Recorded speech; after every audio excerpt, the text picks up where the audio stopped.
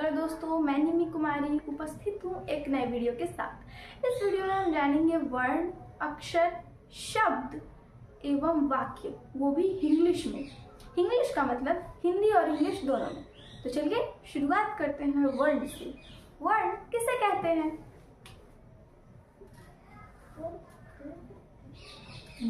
वर्ण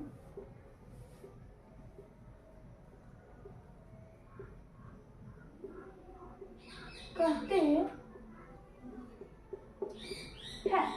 वर्ण वह मूल ध्वनि है जिसे बांटा नहीं जा सकता है। वर्ण वह मूल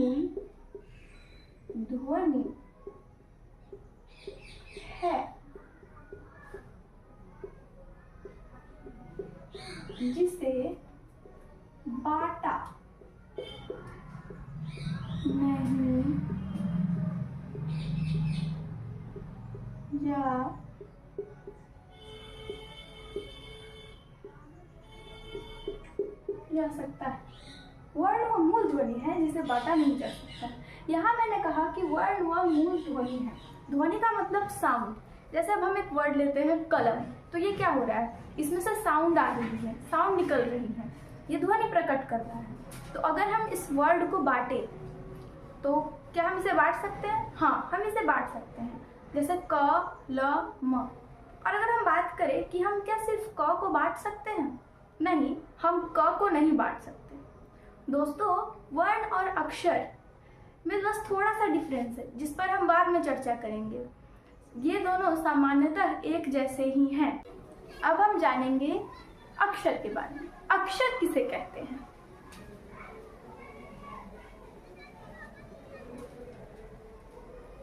अक्षर किसे कहते हैं?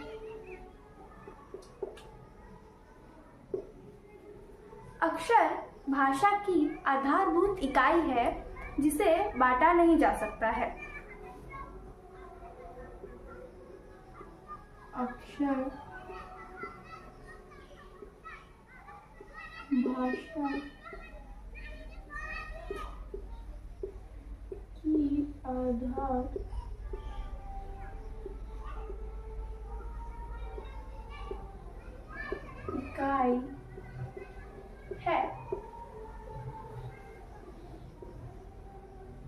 इकाई है जिसे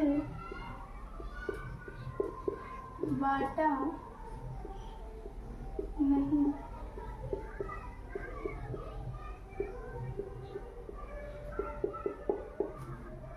अक्षर भाषा की आधारभूत इकाई है जिसे बांटा नहीं जा सकता है।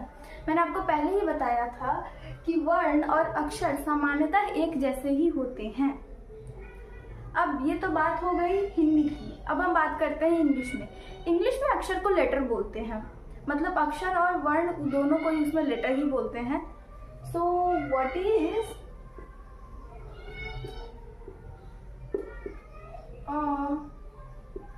a letter? A letter is a fundamental unit of a language which can't be separated. A letter is the fundamental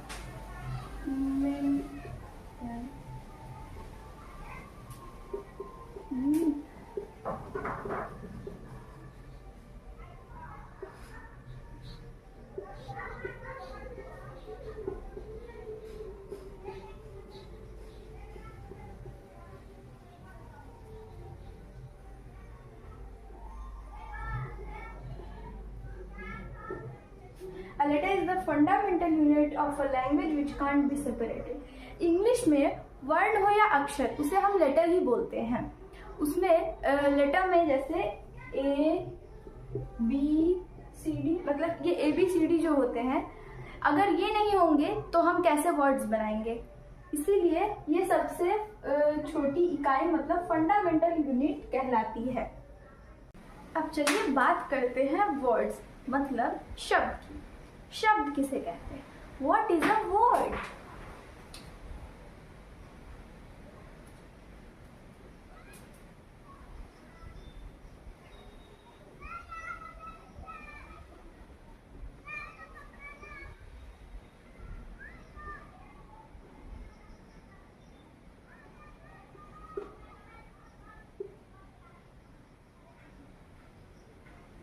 शब्द किसे कहते हैं? अक्षरों के सार्थक मेल को शब्द कहते हैं।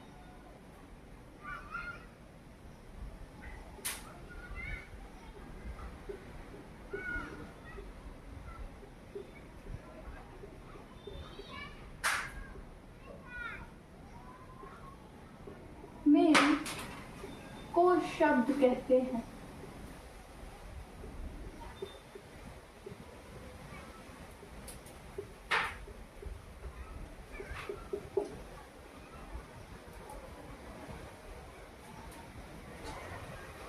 मतलब जब अक्षर मिलते हैं और वो उनका सार्थक मेल होता है तो उन्हें हम शब्द कहते हैं। जैसे मैंने यहाँ लिखा अब इस शब्द का कोई मतलब ही नहीं बनता है, ये शब्द मीनिंगलेस है, इसका कोई मतलब नहीं है। लेकिन अगर इसी को बदल के मैं लिखती हूँ कलम, तो इस शब्द का मतलब है, तो यह सार्थक मेल हुआ और यह सार्थक मेल नहीं है। अब ये तो बात हो गई हिंदी की, अब चलिए इंग्लिश में समझते हैं। What is a word? What is a word?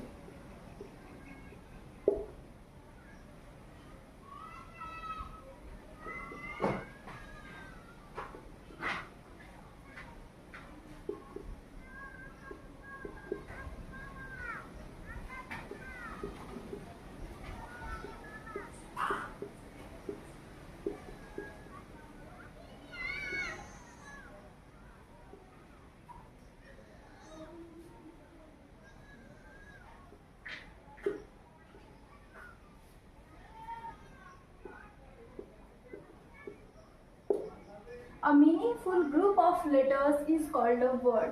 मतलब ऐसे लेटर्स जिनको मिलाने पे मीनिंगफुल ग्रुप बनता हो। जैसे हम ले लेते हैं, इसका कोई मीनिंग नहीं है, लेकिन अगर मैं इसको बदल के एयर कर दूं तो एयर मतलब इसका मीनिंग है। तो यहाँ ये सार्थक मेल हुआ और ये सार्थक मेल नहीं है, मतलब ये यहाँ ये मीनिंगफुल है और ये मीनिंगफुल नहीं है। ये तो बात हो गई शब्द की। अब क्या आपको पता है शब्द और पद में क्या अंतर है?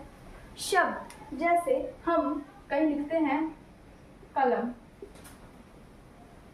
तो ये शब्द है, जब अकेला लिखा रहेगा तो ये शब्द है। और अगर सेंटेंस में लिखा है जैसे यह मेरी कलम है,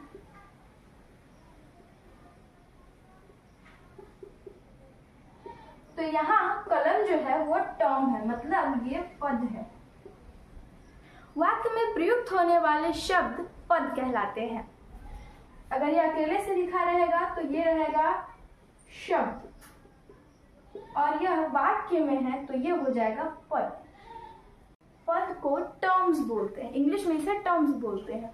words used in a sentence are called terms. मतलब वाक्य में प्रयुक्त होने वाले शब्द पद कहलाते हैं। अब बात करते हैं वाक्य के बारे में। वाक्य किसे कहते हैं?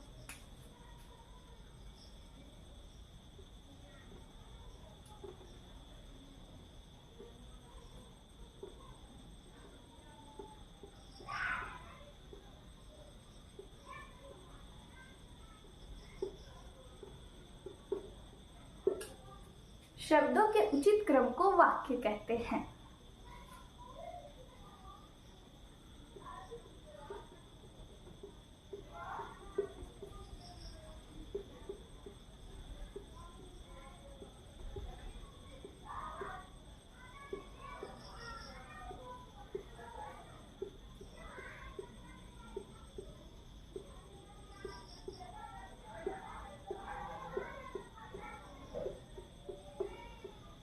जैसे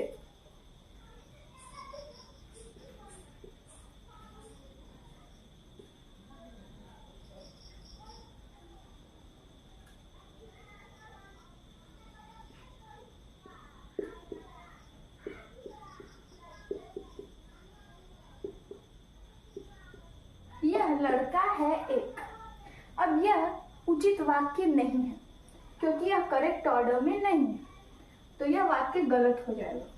अगर हम इसको उचित क्रम में बनाते हैं, यह एक लड़का है, तो ये करेक्ट ऑर्डर में है, ये उचित क्रम में है, तो ये वाक्य सही होगा और ये वाक्य गलत। अब इंग्लिश में जानते हैं, what is a sentence? What is a sentence?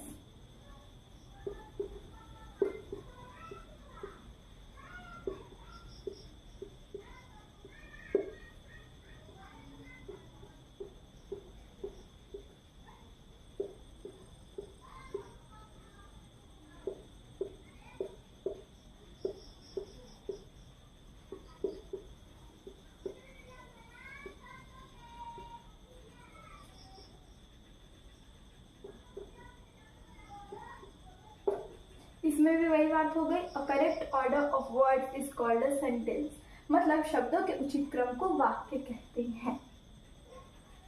अब लिपि और भाषा पर भी प्रकाश डाल ही देते हैं। लिपि किसे कहते हैं?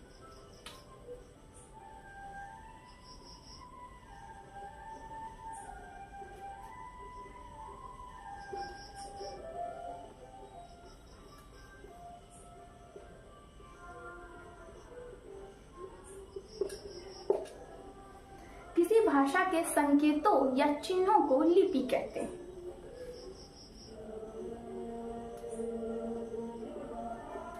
किसी भाषा के संकेतों या चिन्हों को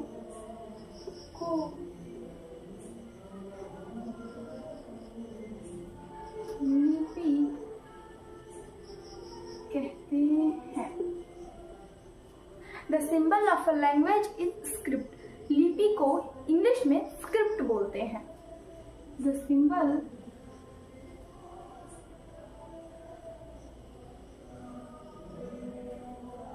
ऑफ अ लैंग्वेज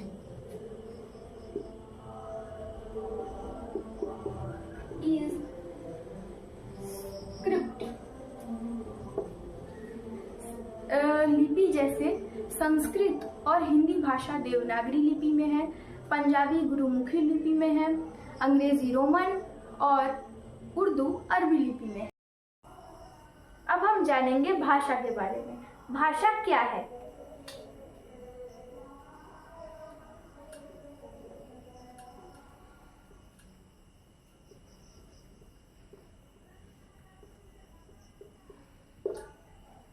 भाषा विचारों के आदान प्रदान का माध्यम है।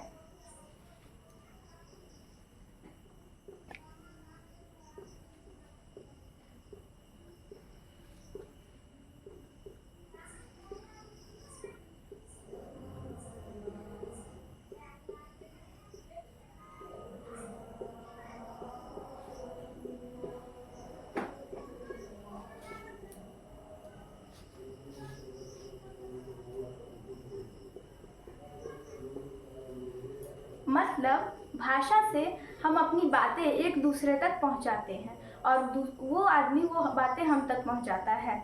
इसके 3 रूप होते हैं। पहला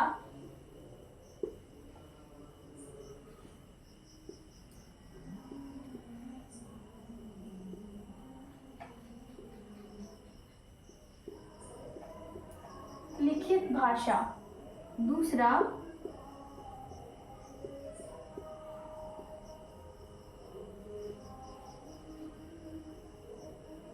मौखिक भाषा, तीसरा सांकेतिक भाषा।